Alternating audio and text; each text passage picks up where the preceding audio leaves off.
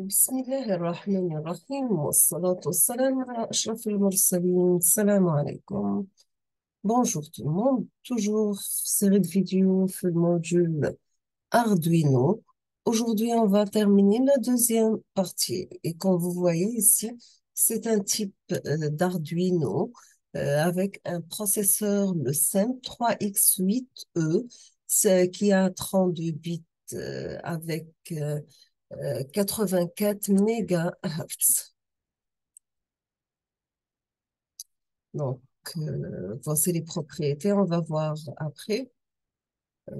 Comme vous voyez ici, pour alimenter notre Arduino, soit en mode autonome sans ordinateur, donc vous avez besoin soit d'une pile de 9 volts et un connecteur. C'est une solution très pratique et sûre pour éviter tout problème avec le port USB de votre ordinateur.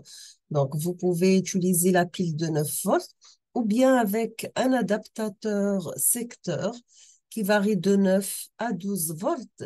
Donc, ils ont des connecteurs de 2,1 mm avec le plus au centre courant continu DC.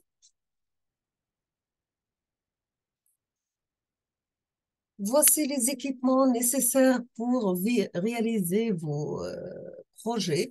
Donc, vous avez besoin d'un Arduino Uno ou bien du Milanov. Vous avez besoin d'un câble USB A mal B mal. Vous avez besoin d'une plaque DC avec un lot de fils pour brancher le tout.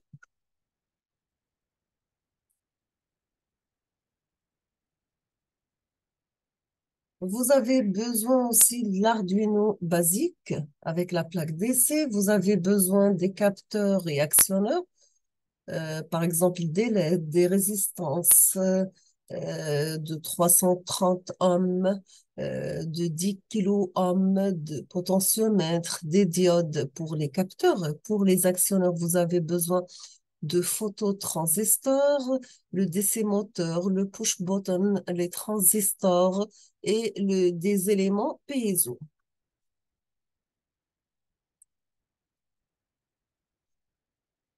Voici un exemple des entrées-sorties pour Arduino et on va commencer par les interrupteurs. Donc, vous avez, votre interrupteur ouvre ou ferme un circuit. Il y a toutes sortes d'interrupteurs. Donc, sur l'Arduino, on va utiliser un interrupteur pour déclencher un événement qui nécessite d'utiliser un composant supplémentaire. Par exemple, une résistance de 10 kilo-ohms. On va voir après dans d'autres montages. Pour la cellule photoélectrique LDR, la cellule photoélectrique LDR, c'est une résistance variable en fonction de la luminosité qu'elle reçoit. Sa résistance diminue quand elle reçoit de la lumière. On se sert donc de capteurs de luminosité non polarisés pour lire sa valeur avec l'Arduino. Il faut également l'associer avec une résistance équivalente à sa résistance maxi. Nous avons le piezo, donc le transducteur piezoélectrique, c'est un composant réversible. Il peut aussi bien être utilisé en capteur de choc ou bien de vibration qu'en actionneur, pouvant émettre des sons strident, parfois modulables. Nous avons aussi le servomoteur. Le servomoteur, c'est un moteur rotatif qui peut effectuer des rotations très précises dans une portion de tour seulement. En un certain nombre de pas, vous avez des micro-déplacements. Il y a toutes sortes de servomoteurs. Un des avantages des servomoteurs est sa possibilité de maintenir avec force une position donnée. On peut piloter des rotations avec l'Arduino, quelquefois directement avec la carte si le moteur n'est pas trop puissant, sinon en passant par un autre montage associé. Pour ce qui concerne le potentiomètre, nous avons que le potentiomètre rotatif, comme ici, ou à glissière, c'est une résistance variable. Entre les extrémités, il y a la résistance maximale la patte centrale et le curseur. Donc, c'est la résistance entre cette patte centrale et une extrémité qu'on peut faire varier en tournant le bouton. Vous avez que le potentiomètre est donc un capteur et se branche sur les entrées analogiques de l'Arduino. Et vous avez de très nombreux capteurs sont basés sur le principe de résistance variable en se câblant presque de la même façon. Donc, vous avez comme titre d'exemple la cellule photoélectrique, le capteur de pression, le fil résistif, etc. On passe maintenant au relais. Nous avons que le relais, c'est un composant à 4 broches minimum. C'est un interrupteur que l'on peut commander en voyant un petit courant. Au repos, il est normalement fermé ou normalement ouvert, selon le modèle, bien sûr. On peut s'en servir avec l'Arduino pour commander des machines en haute tension. Vous avez 230 volts, par exemple, ou pour déclencher toute machine aux lumières.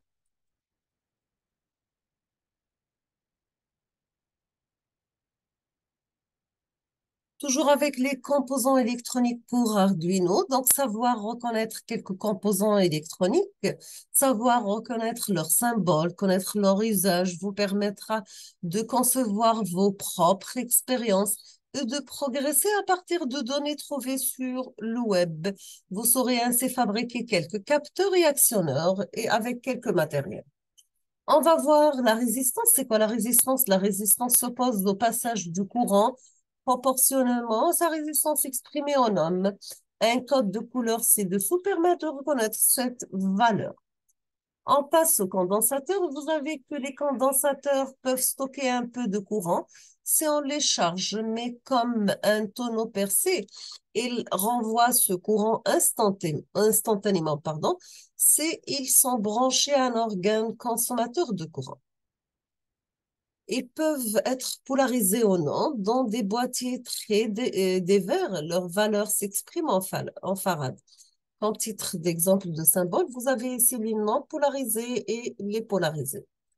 La reconnaissance de leur valeur, c'est à cause de la diversité des modèles se reporter aux ressources sur le web. On passe au transistor. Le transistor est généralement utilisé comme une sorte de multiplicateur de puissance. Lorsqu'on fait passer un courant faible mais variable des uns de ces trois pattes, il autorise proportionnellement le passage d'un gros courant dans une autre des trois pattes. Vous avez comme exemple ici les transistors NPN et les transistors PNP. Pour le code couleur de résistance, vous avez le premier chiffre, deuxième chiffre et troisième chiffre. Troisième chiffre, c'est le multiplicateur. Et ici, vous avez la tolérance. Voici le code couleur pour les chiffres, pour les multiplicateurs et là pour la précision. D'accord? On passe maintenant au diode. Vous avez que la diode ne laisse passer le courant que dans un seul sens. C'est un composant polarisé. On reconnaît toujours son anneau coloré d'un côté du composant correspondant à la cathode. On passe au LED. Vous avez que la diode électroluminescente émet de la lumière. Elle est polarisée, donc la patte plus est la plus longue. L'autre patte, c'est la patte moins. Les broches numériques de l'Arduino, lorsqu'elles sont configurées en sortie et qu'elles sont à l'état euh, euh, haut, c'est-à-dire high, fournissent une tension de 5 volts supérieure à ce qu'on peut accepter une LED courante, sauf certaines LED. Les LED doivent être couplées en série avec une résistance. Maintenant, pour la branche numérique 13 de l'Arduino est déjà câblée en série avec une résistance de valeur moyenne pour une LED, 1 kilo-ohm. On peut donc, dans la plupart des cas, directement lui brancher une LED, comme sur la photo ci-dessous, le moins sur la masse nommée GND comme ground et le plus sur la branche 13. Il ne reste plus qu'à déclarer dans le programme de la boucle 13 et configurer en sortie et le tour est joué. Donc, pour faire quelques essais, si on a des LED particulières, sinon on va sur un autre port et on calcule et on rajoute une résistance. Donc, voici le tableau de puissance pour les LED rouges. Donc, la tension de seuil, elle varie de 1,6 à 2 volts. Le bleu, par exemple, de 2,7 volts à 3,2 volts. Donc, comment on calcule la résistance à apparaître avec une LED? Vous avez la valeur de la résistance en ohm égale à 5 moins la valeur de référence ou bien la tension de seuil divisé par le courant de référence. Voici un exemple d'un montage d'une LED branchée sur la branche 10 de l'Arduino avec sa résistance en série.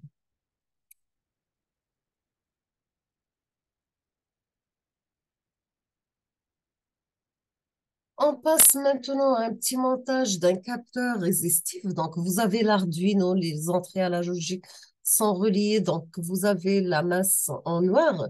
Le rouge, c'est le plus 5 volts, sont connectés avec la cellule photoélectrique.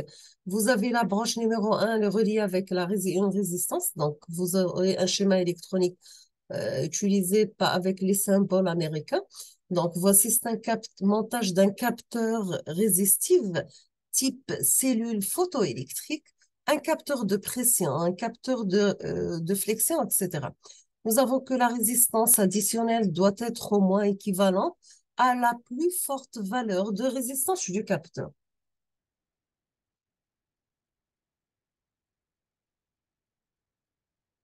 Maintenant, on va passer au matériel et software pour Arduino. Vous avez que le système Arduino est composé de deux choses principales. Premièrement, nous avons le matériel et deuxièmement, nous avons le logiciel. On va commencer par côté matériel. Donc, il s'agit d'une carte électronique basée autour d'un microcontrôleur, le ATmega, du fabricant ATmel, dont le prix est relativement bas pour l'étendue possible des applications.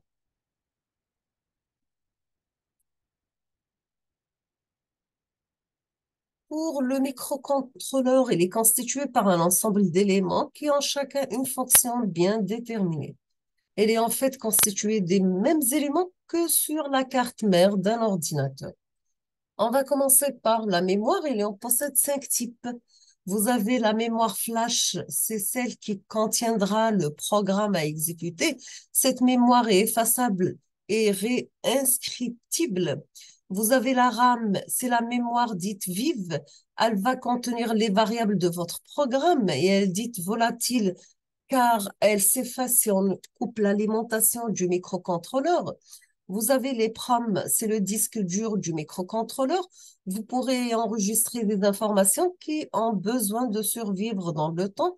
Même si la carte doit être arrêtée, cette mémoire ne s'efface pas lorsqu'on éteint le microcontrôleur ou lorsqu'on le reprogramme. Vous avez les registres, un type de mémoire utilisé par le processeur. Vous avez la mémoire cache, c'est une mémoire qui fait la liaison entre les registres et la RAM. Deuxièmement, nous avons le processeur. Donc, c'est le composant principal du microcontrôleur.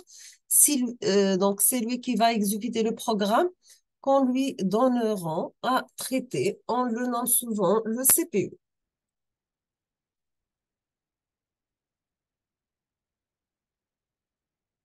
Maintenant, pour que le microcontrôleur fonctionne, il lui faut une alimentation. Bien sûr, cette alimentation se fait en général par du plus 5 volts. D'autres ont besoin d'une tension plus faible, donc plus 3,3 volts. En plus d'une alimentation, il a besoin d'un signal d'horloge. C'est en fait une succession de 0 et de 1, ou plutôt une succession de tensions entre 0 volts et 5 volts. Elle permet en outre de cadencer le fonctionnement du microcontrôleur à un rythme régulier. Grâce à elle, il peut introduire la notion de temps en programmation.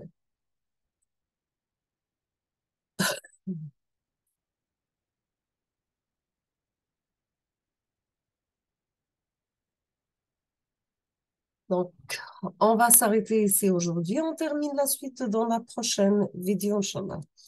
Je vous remercie infiniment pour votre attention. Comme toujours, n'hésitez pas si vous avez des questions. Et à la prochaine vidéo, Inch'Allah. Merci.